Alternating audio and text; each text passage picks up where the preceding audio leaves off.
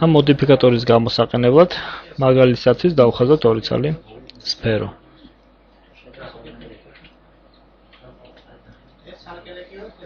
მოვნიშნოთ ერთ-ერთი მაგალითად პატარა ზომის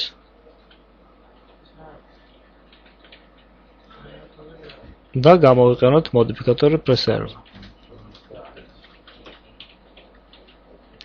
ამ მოდიფიკატორის გამოყენებად, როდესაც ვუთითებთ ორიგინალურ სხეულს, Ping original HILAK-ის გამოყენებით, სხეული, რომლის მიმართაც მოხდება დეფორმაცია ამ სხეულის, აუცილებლად უნდა იყოს ერთგვარი, ანუ თუ ვაკეთებთ სფეროზე მოქმედებას, მითითებული სხეულიც უნდა იყოს სფერო.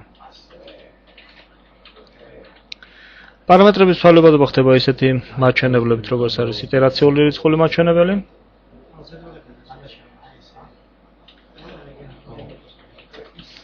Edges სიგრძის მეშვეობით.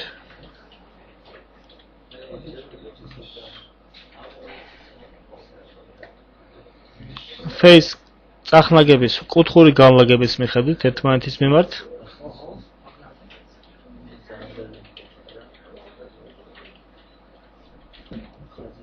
და volume საერთო ძალის